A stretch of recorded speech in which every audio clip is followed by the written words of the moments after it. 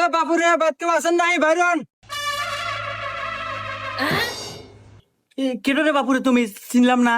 Uncle, আপনি তো মুরব্বী মানুষ, আপনি আমাকে চিনবেন না। আমি একটা প্রাইভেট কোম্পানি থেকে আসছিলাম। হ্যাঁ, কোম্পানি? এ গাদা সোহেল, এ তারপরে একটা চেয়ার নে, এ দেখ কোম্পানির লোক আছে, বসবে দে। এ যা বসিয়া দিতে বসবে দে। স্যার বসেন। এ গাদা, এই তো দেহে মনে হইতেছে বাপ সবচেয়ে সরকারি অনেক বড় অফিসার। শোন, আমাকে মনে হয় কোন অনুদান দিয়ে বেড়াচ্ছে, কথাবার্তা এইভাবেই অনেক হাপা এবারে কথা কই। আচ্ছা আচ্ছা। আচ্ছা আঙ্কেল, আপনার বাসায় ফ্যামিলি মেম্বার কয়জন?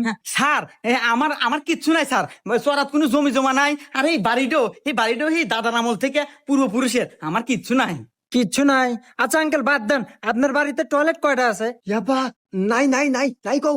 হ্যাঁ, ও টয়লেট দিব মনে হয়, তাই না? আচ্ছা আচ্ছা। স্যার, আমার বাড়ির টয়লেট নাই স্যার, আগার মোটেও নাই। আমরা কোনে কি